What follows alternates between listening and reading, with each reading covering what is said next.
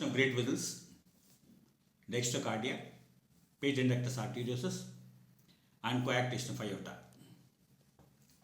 So in this we discuss the competency, developmental basis of congenital anomalies that includes transposition of great vessels, dextrocardia, patent ductus arteriosus, and coarctation of aorta.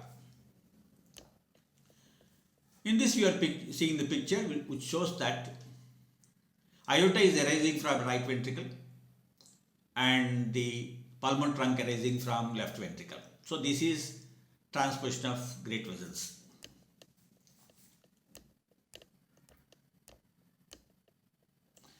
So this occurs 5 in 10,000 births. In this condition, the septum is not spiral.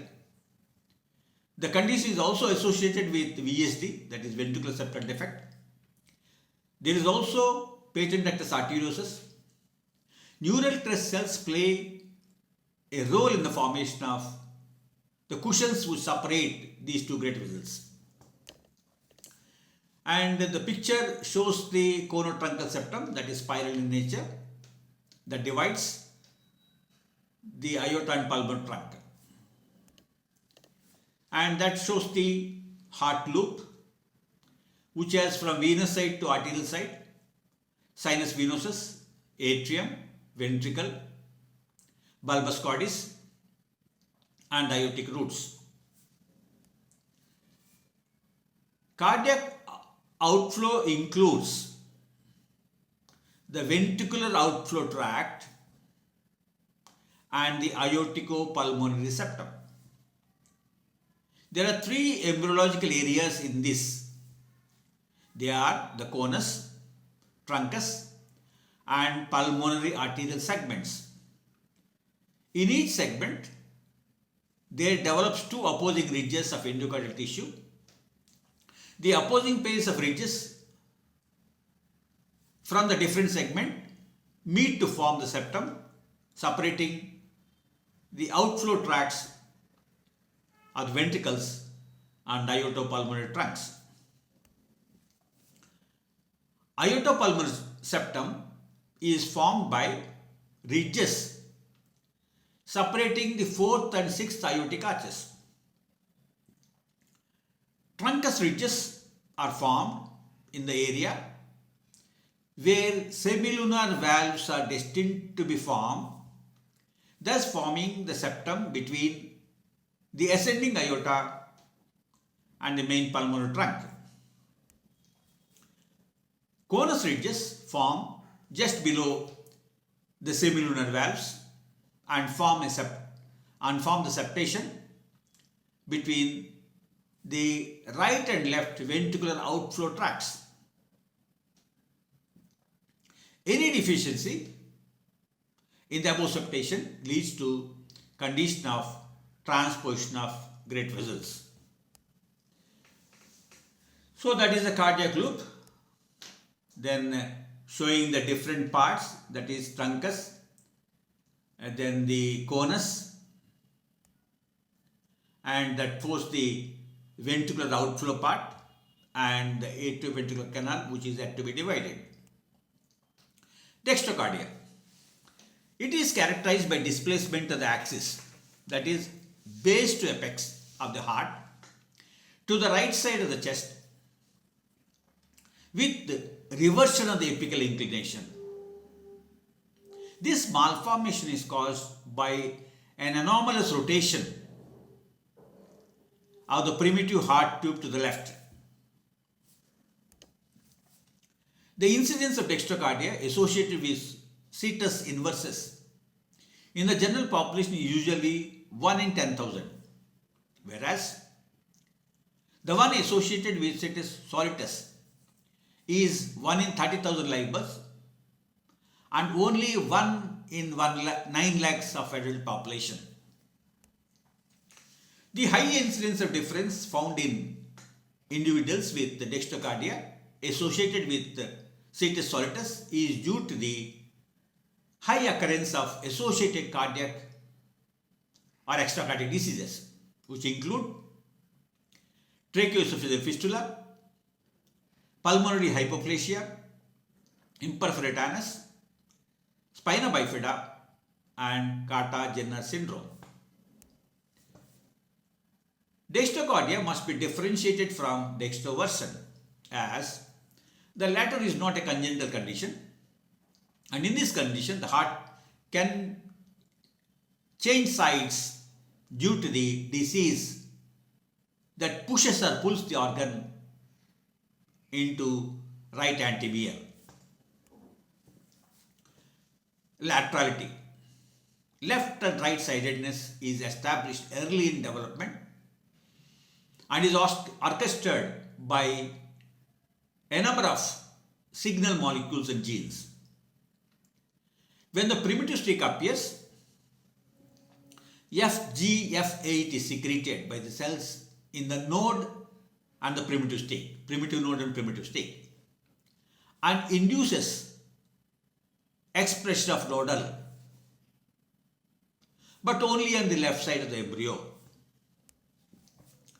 Later, as a neural plate is established, FGF8 maintains nodal expression in the lateral plate mesoderm as well as left T2, and both of these genes regulate or upregulate the PITX2.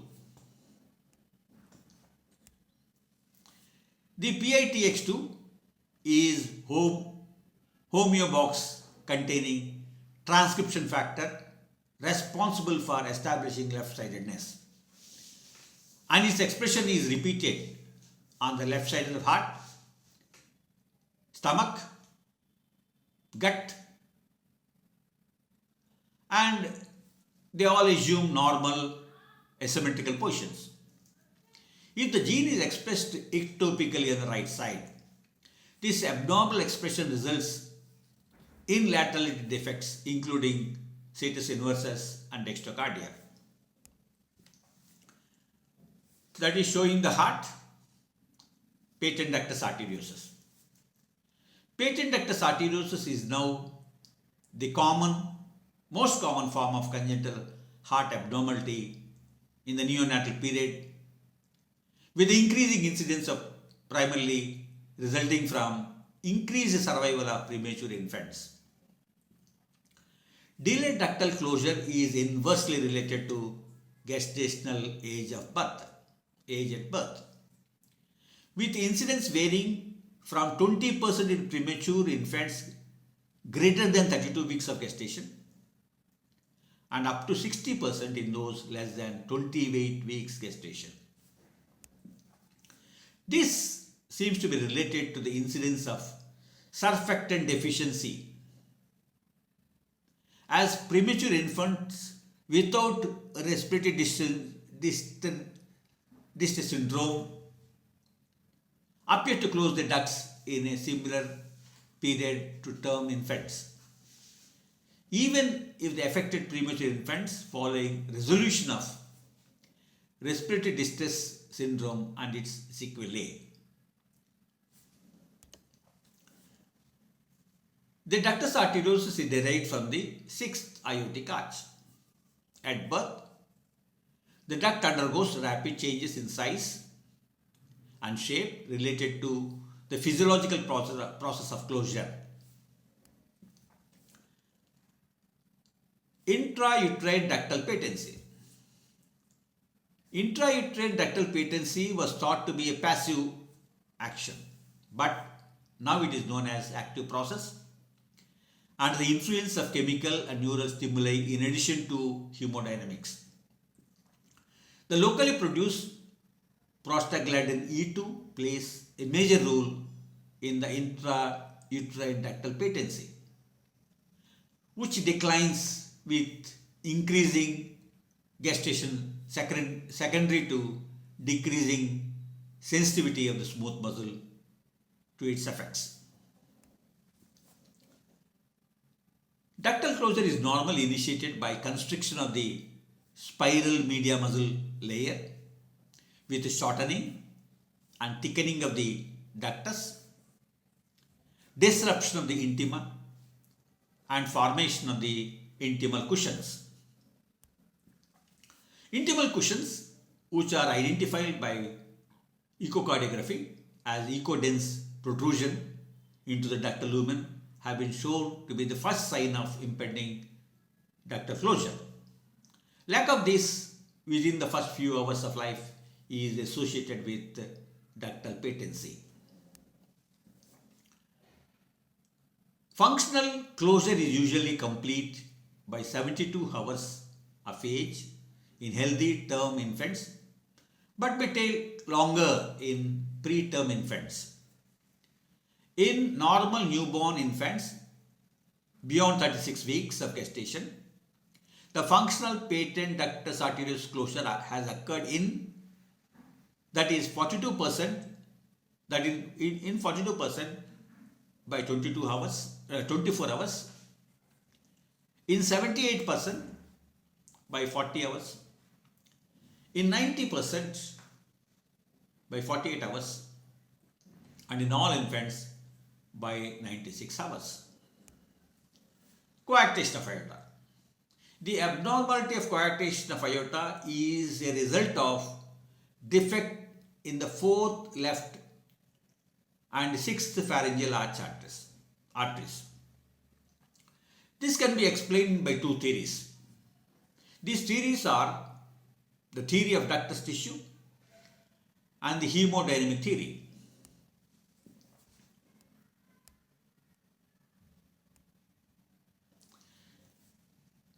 Three per 10,000 births. Aortic lumen below the left subclavian artery is significantly narrowed. There are two types: preductal type, in which duct persists, then postductal type, where duct is obliterated. And collateral circulation is established by intercostal and internal thoracic arteries in this condition. Theory of ductus tissue. It is a result of smooth muscle cells of the ductus migrating to the preductal aorta.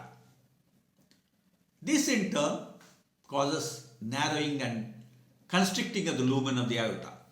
However, this theory does not account for all the cases that involve coarctation. Hemodynamic theory. It states that coarctation of aorta occurs as a result of reduced blood flow through the aortic arch of the fetus and isthmus. The isthmus or aortic isthmus is distal to the left subclavian artery. The aortic isthmus is known for receiving a relatively low amount of blood flow. Thank you.